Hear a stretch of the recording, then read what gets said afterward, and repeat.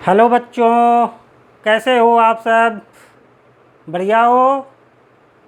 चलो, मैं अनिल तिवारी आपका स्वागत करता हूं आपके अपने यूट्यूब चैनल तिवारी मैथमेटिक्स में। बच्चों, मैं पिछले वीडियो में आपको बताया था कि मैं अब आपके लिए मैथमेटिक्स की क्लासेस लेकर के आऊँगा आपके अपने यूट्यूब चैनल तिवारी मैथमेटिक्स पे, और मैथ को सिंपल बनाएंगे। मैथ को कॉम्प्लिकेटेड नहीं बनाएंगे, जटिल नहीं बनाएंगे, सिंपल लैंग्वेज, सिंपल मेथड और इंटरेस्टिंग बनाएंगे। बच्चों, आज उसी कमिटमेंट को पूरा करते हुए आज मैं आपको मैथमेटिक्स का पहला लेक्चर शुरू करूँगा, और आज मैं क्लास 9th का फर्स्ट चैप्टर नंबर सिस्टम का कॉन्सेप्ट दूंगा। बच्चों, एक्सरसाइज में जाने के पहले कॉन्सेप्ट बहुत ज़रूरी चीज़ होती है ना, क्योंकि जब तक आप कॉन्सेप्ट क्लियर नहीं समझोगे तो आपको क्वेश्चन करने में बहुत सारी दिक्कतों का सामना करना पड़ेगा। और जब क्वेश्चन करने के पहले आप कॉन्सेप्ट को कर लेते हो क्लियर, तो आपको एक्सरसाइज करने में बहुत मज़ा आएगा। ठीक है, तो अभी स्टार्ट करते हैं। एक्सरसाइज 1.1 को शुरू करने से पहले उससे रिलेटेड जो कॉन्सेप्ट हैं वो शुरू करते हैं। और एक बात और बच्चों, जब आप वीडियो को कहीं स्किप न करेंगे, ध्यान से सुनेंगे, कॉन्सेप्ट समझ में आएगा। बार बार मैं बोल रहा हूँ तो लंबे समय तक आपके माइंड में रिटेन भी करेगा, भूलेंगे नहीं, और मैथ में मज़ा आएगा। एक रिक्वेस्ट और है आपसे, यदि आपको वीडियो पसंद आए तो सब्सक्राइब ज़रूर करेंगे, लाइक करेंगे और अपने दोस्तों के बीच शेयर करेंगे, ताकि हमें भी पता चलता रहे कि आपको ये वीडियो कैसी लग रही है, और मेरा भी मोटिवेशन होता रहे और आपके लिए नए नए वीडियो ला करके देता रहूं और मैथ को आपके लिए आसान करता रहूं। ठीक है बच्चों, चलिए अब शुरू करते हैं। पहले कॉन्सेप्ट किसका? नंबर सिस्टम पहला चैप्टर है, नंबर सिस्टम। इसको संख्या पद्धति हिंदी में कहते हैं। ठीक है, तो इसमें अब हम लोग देखेंगे इसमें कि नंबर्स किस किस तरह के नंबर्स होते हैं।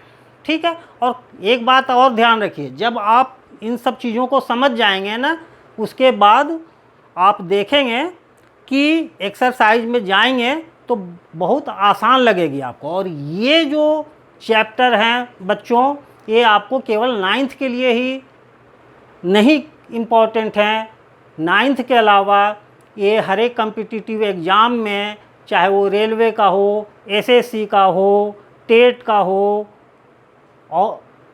और भी कम्पिटिटिव एग्ज़ाम में आपको इस तरह के क्वेश्चंस, इस चैप्टर से रिलेटेड इस तरह के क्वेश्चंस आते हैं, इसलिए कॉन्सेप्ट आप ध्यान से सुनेंगे। अब देखिए, नंबर के टाइप्स को हम पढ़ते हैं कि किस किस तरह के नंबर की हम इस चैप्टर में बात करेंगे। पहला है बच्चों नेचुरल नंबर। इसको क्या बोलते हैं? प्राकृत संख्या।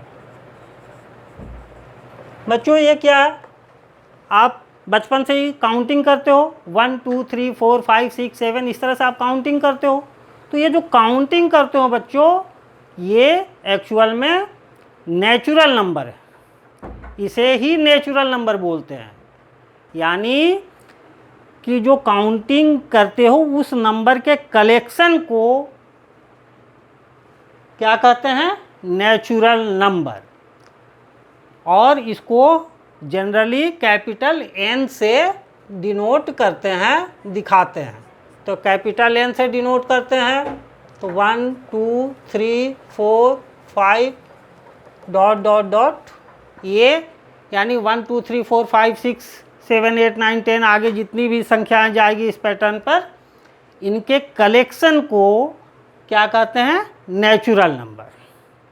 अब आपसे पूछे कि 100 नेचुरल नंबर है या नहीं है, तो है, क्योंकि इस कलेक्शन के अंदर में आ रहा है। जो इस कलेक्शन के अंदर में नहीं आएगा वो नेचुरल नंबर नहीं है। 5 नेचुरल नंबर है, 1000 नेचुरल नंबर है, लेकिन अभी आपसे कहें 0 तो नेचुरल नंबर नहीं है, क्योंकि इस कलेक्शन में नहीं आ रहा है वो। माइनस वाला नंबर -2 -3 नेचुरल नंबर नहीं है, क्योंकि वो इस कलेक्शन में नहीं आ रहा है। ठीक है बच्चों, तो ये एक कलेक्शन है और इस कलेक्शन का नाम है नेचुरल नंबर। अब दूसरा कलेक्शन जो नंबर का है वो है होल नंबर। होल नंबर मतलब पूर्ण संख्या। इसको हम लोग जनरली कैपिटल W से डिनोट करते हैं। ठीक है, होल का पहला लेटर W, W से नेचुरल का पहला लेटर कैपिटल N, N से। ठीक है, होल नंबर क्या बच्चों? जब इसी कलेक्शन में नेचुरल नंबर वाले कलेक्शन में एक एलिमेंट और बढ़ा देते हैं, एक नंबर और बढ़ा देते हैं, वो कौन सा नंबर? 0। बस केवल एक नंबर इस कलेक्शन के अंदर यदि शामिल कर लेते हैं तो अब जो कलेक्शन बन जाता है वो होल नंबर कहलाता है। यानी कि होल नंबर नेचुरल नंबर से थोड़ा बड़ा कलेक्शन है। ठीक है, एक नंबर हमारा उसमें ज़्यादा आता है। तो 0 से स्टार्ट होगा, 1 2 3 4 5 6 डॉट डॉट डॉट डॉट।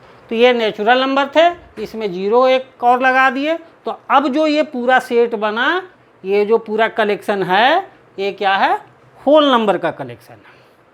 ठीक है, चलिए, तो सबसे स्मॉलेस्ट होल नंबर क्या है? 0। ठीक है, सबसे स्मॉलेस्ट 0 और लार्जेस्ट तो कुछ भी हो सकता है, बहुत, उसका कोई मतलब डिफाइन नहीं कर सकते हैं, क्योंकि वो इनफाइनाइट तक नंबर जा रहा है। लेकिन स्मॉलेस्ट हम बोल सकते हैं कि 0 है और नेचुरल नंबर स्मॉलेस्ट 1 है, क्योंकि ये 1 से स्टार्ट होता है, ये 0 से स्टार्ट होता है। चलिए, तीसरा इंटीजर्स।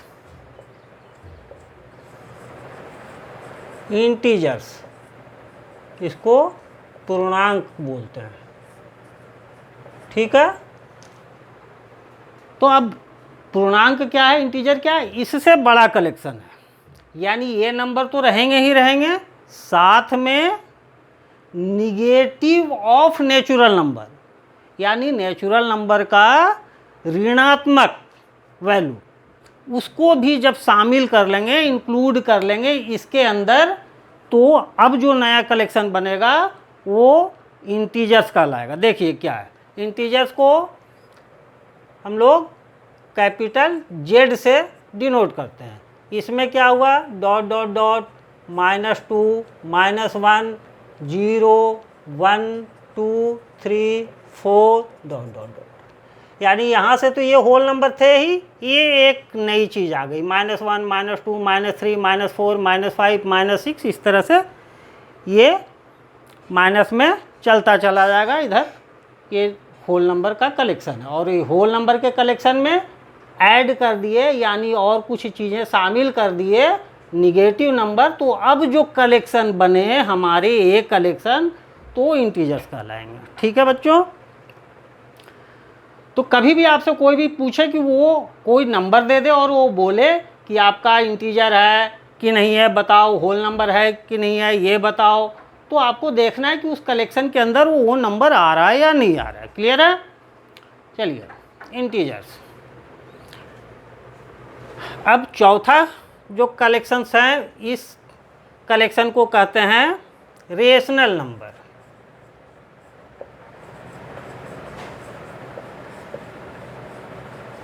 देखिए ऊपर से जब नीचे आ रहे हैं ना, आप देखोगे कलेक्शंस का साइज बड़ा होते जा रहा है। ये 1 2 3 4 5 था, अब उसी 1 2 3 4 5 में 0 ऐड लगा दिए, शामिल कर लिए, तो होल नंबर हो गया। इंटीजर्स इसी होल नंबर में और निगेटिव नंबर भी शामिल कर लिए, निगेटिव ऑफ नेचुरल नंबर -1 -2 -3, तो ये आपका इंटीजर्स हो गया। ठीक है, अब ये और बड़ा कलेक्शन हो जाएगा, रेशनल नंबर यानी परिमेय संख्या। परिमेय संख्या, इसको हम लोग जनरली कैपिटल Q से डिनोट करते हैं। ठीक है बच्चों, कैपिटल Q। अब इसको कैसे लिखेंगे, चूँकि ये एक सीक्वेंस में नहीं है, जैसे ये सब नंबर 1 2 3 4 5 -1 -2 -3 -4 इस तरह से है, तो ये कोई सीक्वेंस में नहीं होता है ये, इसलिए इसको हम लोग क्या करते हैं, इसको डिफाइन करते हैं P/Q के फॉर्म में जो भी संख्या लिखी जा सके। P क्या है और Q क्या है ये समझिए, where P and Q are integers. Integers क्या है, P इंटीजर्स है, Q क्या है, इंटीजर्स है, बट Q कहाँ है, डिनोमिनेटर में। तो डिनोमिनेटर में आपको पता है कि 0 नहीं होना चाहिए, तो यहाँ Q is not equal to 0। क्यों, नीचे में यदि डिनोमिनेटर 0 होता है तो वो डिवाइड नहीं होता है ना, तो इसलिए डिनोमिनेटर में यहाँ एक कंडीशन दिया हुआ है कि इंटीजर बाय इंटीजर तो होना चाहिए, लेकिन नीचे डिनोमिनेटर वाला इंटीजर वो 0 को छोड़ कर के होना चाहिए। क्लियर है बच्चों, जैसे कोई एग्जाम्पल लेते हैं, एग्जाम्पल ले लो आप, -2/3। -2 क्या है, इंटीजर, 3 क्या है, इंटीजर, नीचे डिनोमिनेटर 3 0 नहीं है, 3 इज नॉट इक्वल टू 0, तो ये क्या हो गया, P/Q के फॉर्म में हो गया, और Q आपका 0 नहीं है, तो ये क्या हो गया, रेशनल नंबर, परिमेय संख्या। चलिए दूसरा एग्जांपल लेते हैं, 2/5। Integer P, other integer Q, नीचे डिनोमिनेटर Q की वैल्यू 0 नहीं है। क्लियर है, तो ये आपका हो गया रेशनल नंबर, परिमेय संख्या। 5 ये भी आपका क्या है, रेशनल नंबर। क्यों, क्योंकि इसके नीचे 1 है, तो P/Q के फॉर्म में लिख सकते हैं, जिस भी नंबर को P/Q के फॉर्म में लिख सकते हैं वो आपका रेशनल नंबर है। 0 के नीचे कुछ भी लिख दें आप, एक इंटीजर है, डिनोमिनेटर में 5 लिख दीजिए, 1 लिख दीजिए, 2 लिख दीजिए, कुछ भी चाहे लिख देंगे, आपका 0/2 0/5 0/10 कोई भी संख्या नीचे रहेगी तो आपका रिजल्ट 0 ही आना। तो 0 को हम इस तरह से लिख सकते हैं, यानी P/Q के फॉर्म में लिख सकते हैं और डिनोमिनेटर में 0 नहीं है। ठीक है बच्चों, तो क्या देख रहे हैं हम इसमें कि ये जितने नंबर हैं, जितने भी कलेक्शंस थे, चाहे natural number, whole number, integers, ये सारे जो हैं P/Q के फॉर्म में हम लिख सकते हैं। मीन्स कि ये सारे natural number, whole number, integers क्या हैं, रेशनल नंबर होंगे। ठीक है, लेकिन ये ध्यान रखना बच्चों कि हर एक रेशनल नंबर इंटीजर नहीं हो सकता। जैसे -2/3 ये रेशनल नंबर तो है, इंटीजर नहीं हो सकता है ना, क्योंकि इस कलेक्शन में नहीं है। लेकिन इंटीजर्स का कोई सा भी आप नंबर ले लीजिए, वो इस कलेक्शन में आ जाएगा, क्योंकि P/Q के फॉर्म में लिख सकते हैं। क्लियर है बच्चों, ठीक है, मिटाएं, ये सब आपको अपने नोटबुक में लिख लेना है ताकि आपको ये ध्यान रहे। ठीक है ना, ये आपको लिखना है। चलिए फिर आगे करते हैं रेशनल नंबर के बाद।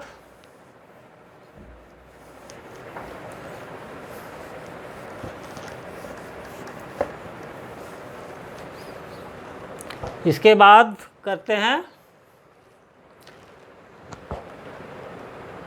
Real number. ठीक है, हालांकि उसके पहले अभी एक और नंबर आता है, उसको कहते हैं इरेशनल नंबर। लेकिन इरेशनल नंबर आपको डिटेल में इसके बाद की एक्सरसाइज में आएगी, वहाँ हम डिटेल बताएंगे। लेकिन अभी रियल नंबर के लिए देख लीजिए, रियल नंबर,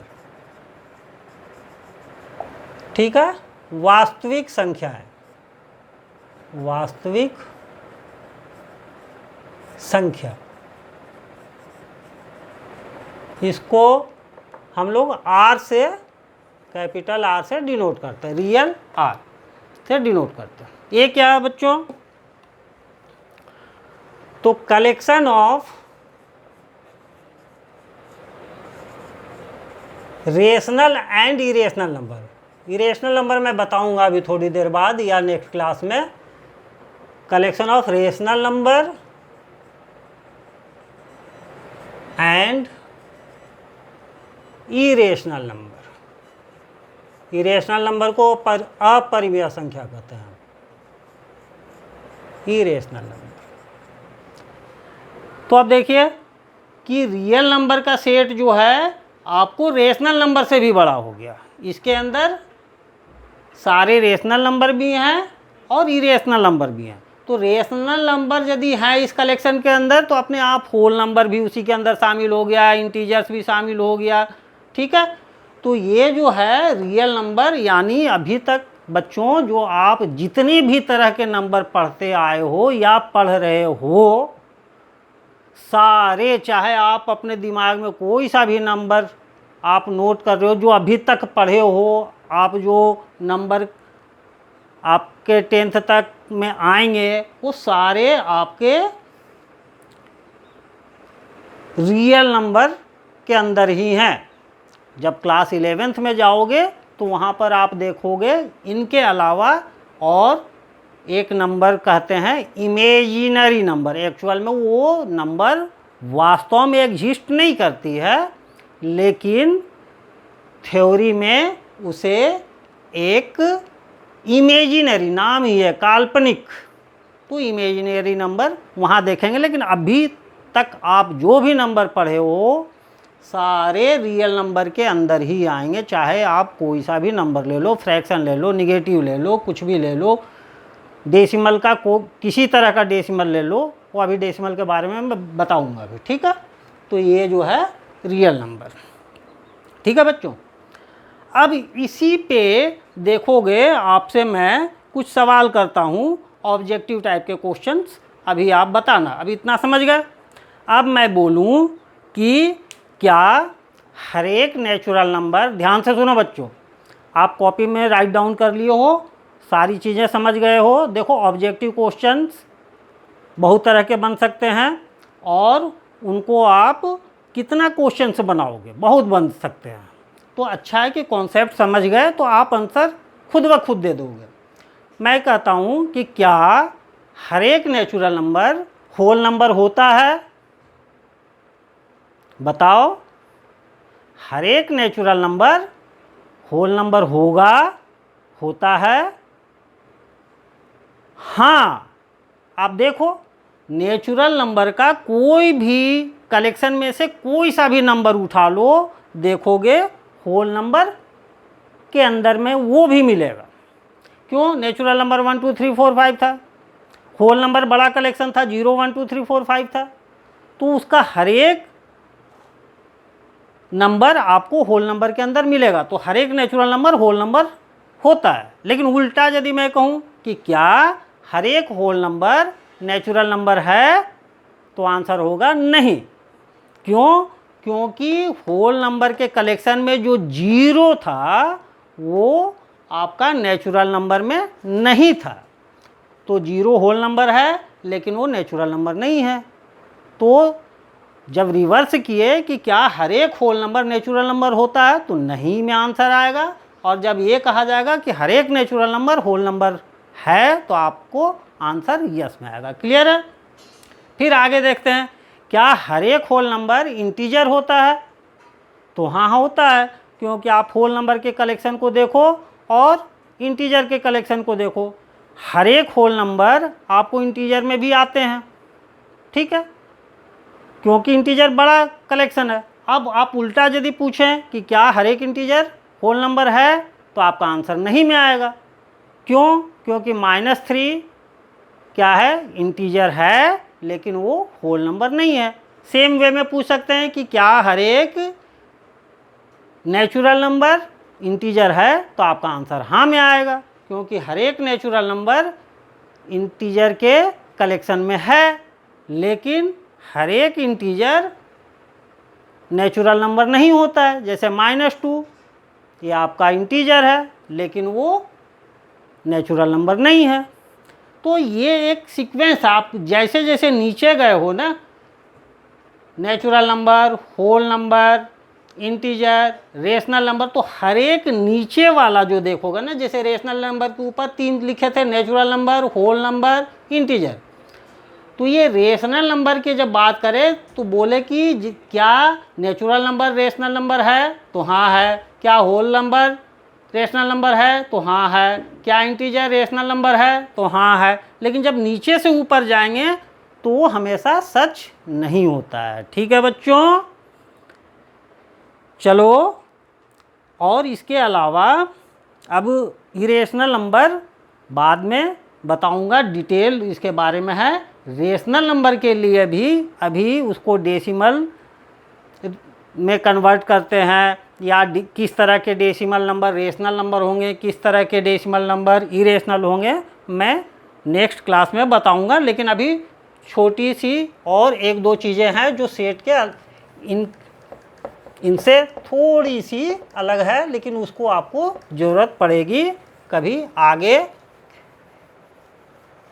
के चैप्टर में। जब नंबर पढ़ रहे हैं तो नंबर के बारे में थोड़ी बहुत जानकारी होनी चाहिए। ठीक है बच्चों। अब दूसरा हम लोग करते हैं इसके बाद, वो तो आपका एक कलेक्शंस हो गए सारे।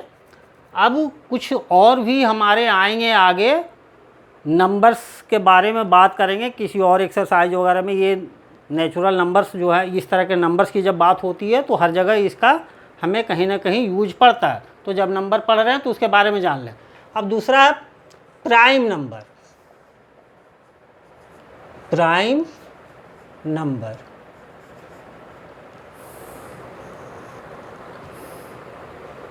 प्राइम नंबर इसको कहते हैं अभाज्य, अभाज्य संख्या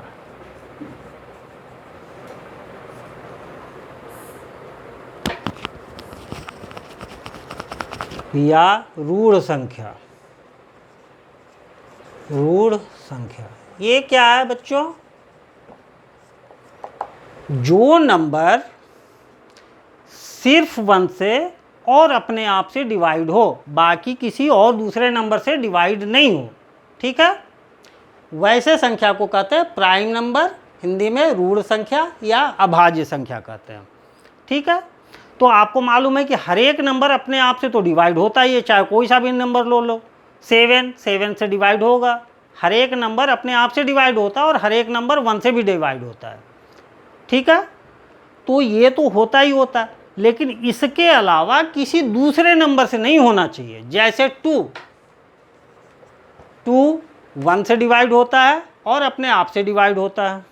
3 खुद से डिवाइड होता है और 1 से डिवाइड होता है।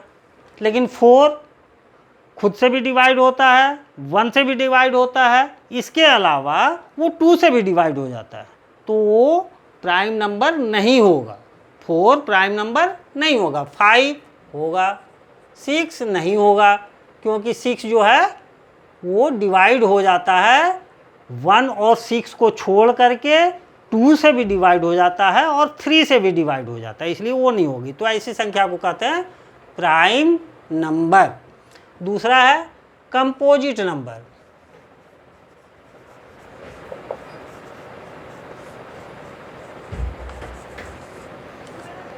यौगिक संख्या।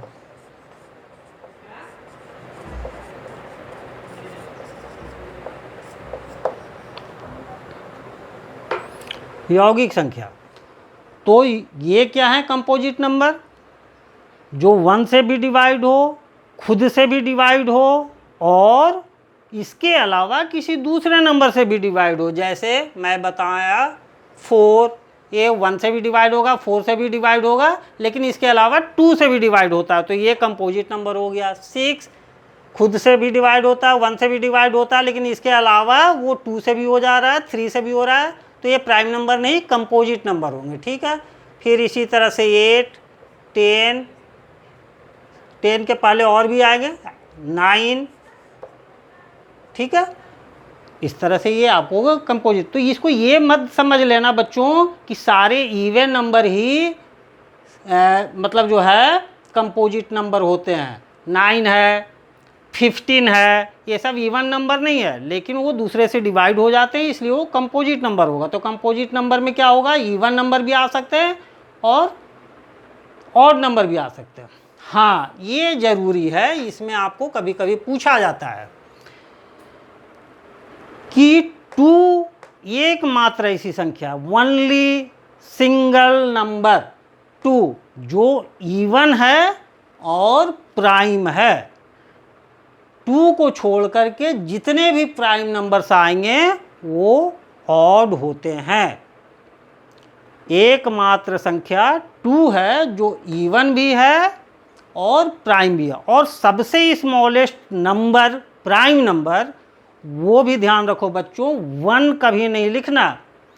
1 न प्राइम नंबर है न कंपोजिट नंबर है, वो प्राइम और कंपोजिट के अंदर में नहीं आता है। ठीक है, तो स्मॉलेस्ट प्राइम नंबर 2, ठीक है, स्मॉलेस्ट कंपोजिट नंबर 4। क्लियर है? ठीक है बच्चों, चलो ये समझ में आ गई। चलिए अब नेक्स्ट क्लास में मैं आपको एक्सरसाइज कराऊंगा 1.1 NCERT की, फिर इसके अलावा और डिफरेंट बुक्स RD शर्मा की बुक्स, RS अग्रवाल की बुक से भी कुछ क्वेश्चंस को ला करके आपके लिए सॉल्व करूंगा। ठीक है बच्चों, पसंद आए वीडियो तो लाइक करेंगे, सब्सक्राइब करेंगे और अपने फ्रेंड्स के बीच में शेयर अवश्य करें। Thank you, bye, have a